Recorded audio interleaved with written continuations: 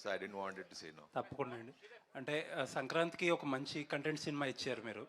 And ఇప్పుడు కూడా చాలా కాన్ఫిడెంట్గా మాట్లాడుతున్నారు. పర్టికులర్గా ఇండియా అంతా మాట్లాడుకునే సినిమా అని చెప్పి చాలా కాన్ఫిడెంట్గా మాట్లాడారు. బట్ ట్రైలర్ చూస్తే ట్రైలర్లో యూజువల్లీ ఒక కోచ్ ఉంటారు, ఆయనకు ఒక అంబిషన్ ఉంటుంది. బట్ ఆ అంబిషన్ ఫుల్ఫిల్ అవ్వకపోతే అతను ఎవరైతే కోచ్ చేస్తున్నారో అతని మీద కొంచెం అతన్ని స్ట్రిక్ట్గా ఉంచాలని చెప్పి కొంచెం స్ట్రిక్ట్గా ఉండే కోచ్ ఓన్లీ ఒక యాంగిలే చూపించినట్టు అనిపించింది ట్రైలర్లో. దాని గురించి I think అంటే Abhilash generally matlade better. See, this film is about this is a story about a father and a son, and first Indian motocross film. నేను ఎందుకు ఇండియా అంతా మాట్లాడేటట్టు చేస్తాం, అదే మాట్లాడుకునేలాగా ఉంటుంది అని అంటున్నానంటే, ద రీజన్ ఇస్ ఇలాంటి కథ ఎవరు చేయలేదు, తీయలేదు, చూడలేదు. బికాజ్ నేను సినిమా చూసి చెప్తున్నా కాబట్టి. Because the action sequences that we shot, it's not an easy thing. చాలామందికి యాక్సిడెంట్స్ అయినాయి, అంటే ఆ ఫుటేజెస్ కూడా ఉన్నాయి, అన్ని we'll gonna show everything in the making. But it's not an easy film. And మన తెలుగు కుర్రోడు అభిలాష్ గారు తీశారని గర్వంగా ఇండియా మొత్తం చెప్పుకునేలా ఉంటాను. హాలీవుడ్లో రీసెంట్గా F1 అని ఒక మూవీ వచ్చింది. It's about F1 racing, but మీది మోటార్ రేసింగ్. బట్ F1లో ఏంటంటే చాలా కాంప్లెక్స్ గేమ్ రూల్స్ అన్నీ అందరికీ తెలియకపోయినా సరే చాలా ఈజీగా అర్థమయ్యేటట్టుగా డైరెక్టర్ చాలా నీట్గా హ్యాండిల్ చేసి అక్కడక్కడ సటిల్ ఎమోషన్స్ అయ్యి డీల్ చేశారు. అండ్ ఆన్ దట్ నోట్ ఆ ఎక్స్పెక్టేషన్సే ఉంటాయి, ఒక స్పోర్ట్స్ డ్రామా వస్తుంది కాబట్టి. ఇప్పుడు మీరు F1 కూడా చూస్తే ప్రాపర్ మన ఇమోషన్స్ ఉన్న ఫిల్మే F1 కూడా. So typically F1 is also like that only. అవును. బట్ మేము ఇది రాసుకుని ఇప్పుడు ఆల్మోస్ట్ 3.5 years ముందు చెప్పిన కథ ఇది. అండ్ మీరు ఖచ్చితంగా మీకు స్పోర్ట్ అర్థం కాకపోయినా అది క్లియర్గా మీకు అర్థమయ్యేలాగా తీసాడు మన అభి. సో దాంట్లో ఎటువంటి డౌట్ లేదు. ఆల్ ది బెస్ట్ అండి, looking forward for another success. Thank you. Sharwa గారు లుక్ అదిరిపోయింది. ఈ లుక్ కదండి, మా బైకర్ లుక్ కూడా చాలా బాగుంది అసలు. యాక్చువల్గా అసలు శర్వాని ఆ ట్రాన్స్ఫర్మేషన్ అయితే మేము ఎక్స్పెక్ట్ చేయలేదు. సో అంటే ఒక బైకర్ సినిమా అన్నప్పుడు దానికి తగ్గట్టుగా, అంటే జస్ట్ ఇదివరకు ఏంటంటే జనరల్గా ఒక మోటో గేమ్ అనగానే దానికి సంబంధించినవి తీసి, ఇప్పుడు అలా కాదు, ప్రతిదీ రియలిస్టిక్గా అన్ని పొద్దులో పెట్టి చూస్తున్నారు కదా. సో ఆ ట్రాన్స్ఫర్మేషన్ చెప్పినప్పుడు ఈ కథ మిమ్మల్ని ఎలా మోటివేట్ చేసింది, ఆ బైకర్ ట్రాన్స్ఫర్మేషన్ అనేది తీసుకోవడానికి మీరు పెట్టిన హార్డ్ వర్క్ ఏంటి? నేను పెట్టిన hard work, I think that poster is the answer. And చాలాసార్లు చెప్తూ వచ్చా, biker is my turning point in my life. అంటే అది కెరియర్ పరంగా, ఒక పర్సనాలిటీ చేంజ్ పరంగా కానివ్వండి, హెల్త్ పరంగా కానివ్వండి, it change me lot in different ways. And దానికి ఫస్ట్ క్రెడిట్ మా స్క్రిప్ట్ బైకర్కి ఇస్తా. బికాజ్ మేము ఫస్ట్ కథ చెప్పినప్పుడు ఓకే గడ్డం తీసేస్తే ఫ్లాష్ బ్యాక్, గడ్డం తర్వాత ఆ రోజులు కావు కదా ఇప్పుడు. So we need to work hard. And తను he was very particular. And నేను కూడా ప్రామిస్ చేశా, ఇట్లా ఉంటేనే ఈ సినిమా చేద్దాం, లేకపోతే చేయొద్దని. సో అందుకనే మేము షూట్ చేసి ఒక 6 నెలలు బ్రేక్ తీసుకుని తగ్గి మళ్ళీ క్యారెక్టర్ చేయడం జరిగింది. అయితే యాక్చువల్గా శర్వా గారి సినిమాలు అంటే దాంట్లో రొమాన్స్ కూడా ఎలా ఉంటుందంటే చాలా సెటిల్గా ఉంటుంది. బట్ దీంట్లో ట్రైలర్లోనే మాకు ఎందుకు కొంచెం వైల్డ్ సీన్స్ కనిపించినట్టు అనిపించినాయి మాకు. అది అంటే అభిని అడగాను ఎందుకు తీసాడు. మేము అప్పుడే థియేటర్కి వస్తారు.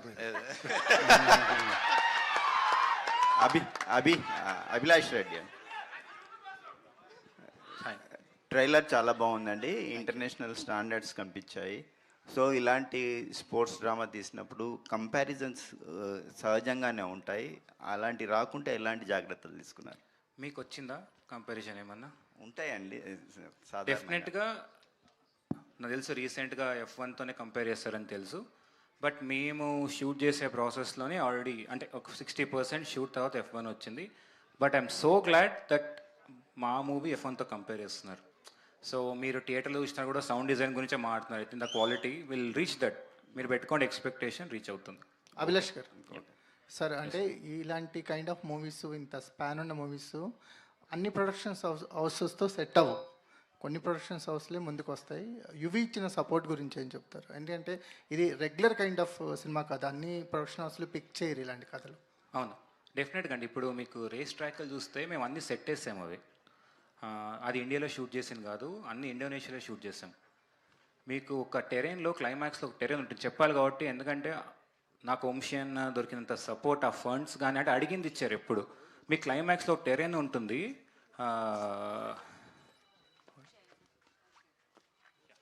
క్లైమాక్స్లో ఒక్క నిమిషం టెరెయిన్. చేయి. 1 minute Yeah. చేరేండి సార్.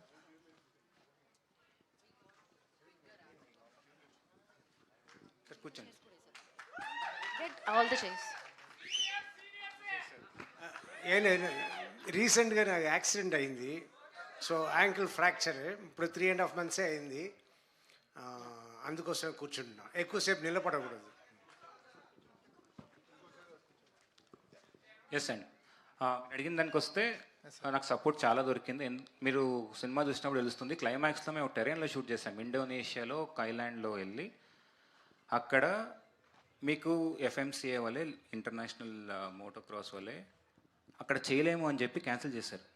ఎందుకంటే లాజిస్టిక్స్ వర్కౌట్ అవ్వదని. మేము అక్కడికి వెళ్ళి షూట్ చేసాం. అన్న నాకు ఇది కావాలన్న అంశాన్ని అంటే దాంట్లో ఏం తమ్ము తీసుకో అన్నాడు.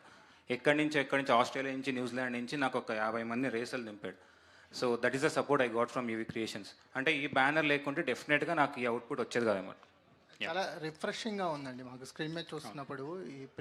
మీరు తీసుకున్న బ్యాక్ డ్రాప్ కానీ ఆ రేసింగ్ వరల్డ్ కానీ పర్ఫెక్ట్గా తెర మీదకి ట్రాన్స్ఫార్మ్ చేయగలిగారు, ఒక కొత్త ఎనర్జీ జనరేట్ చేయగలిగారు.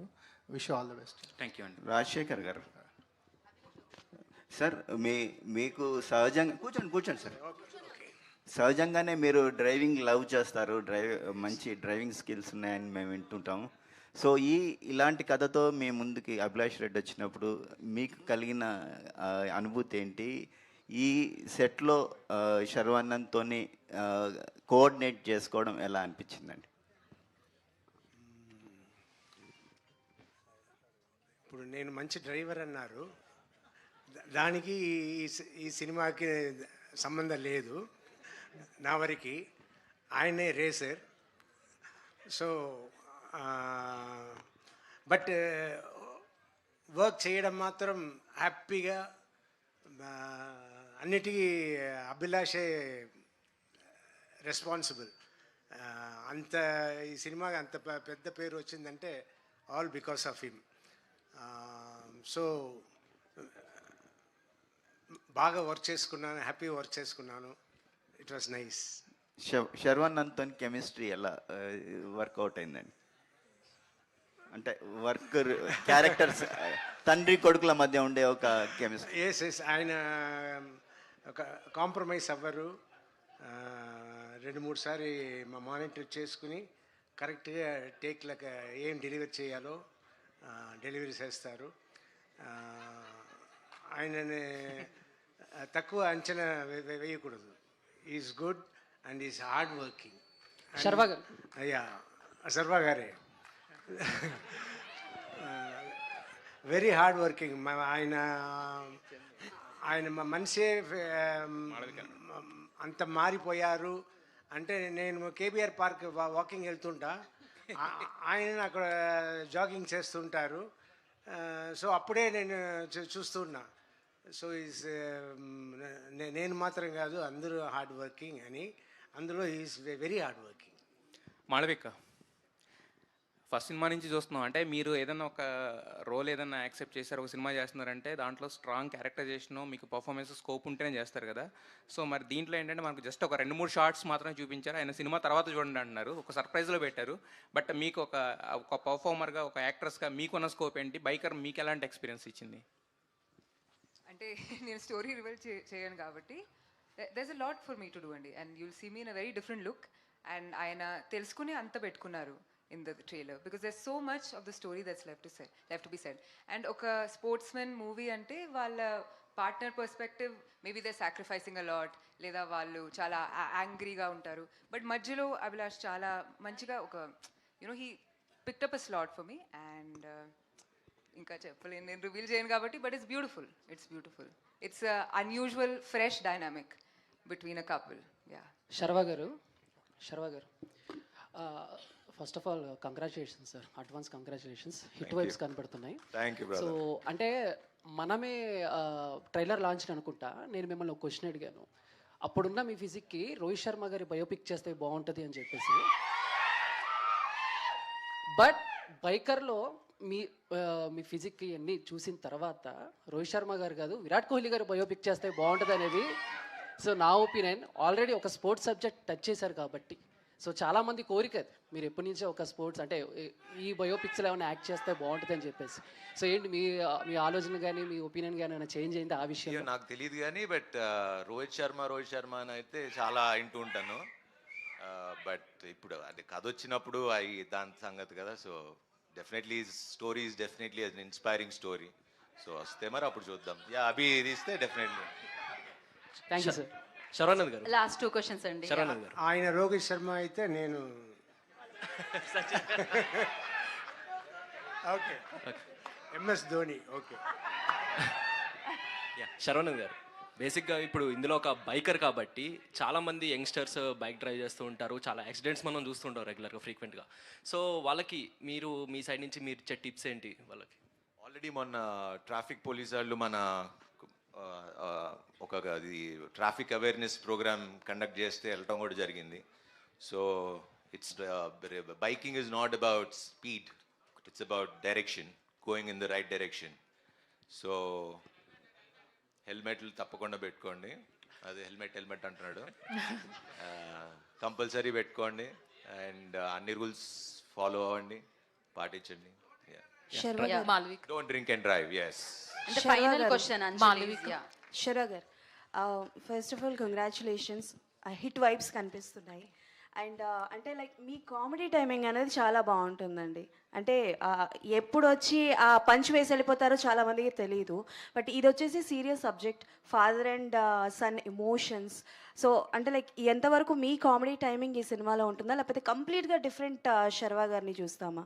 కంప్లీట్ డిఫరెంట్ శర్వాని చూస్తారండి. This genre it self is a different genre. ఖచ్చితంగా హాలీవుడ్ స్టాండర్డ్స్ తగ్గకుండా ఉంటుంది. Okay, thank you. All the best. మళ్ళీ కలుసుకుందాం మనం సక్సెస్ మీట్ తర్వాత. ఎనీ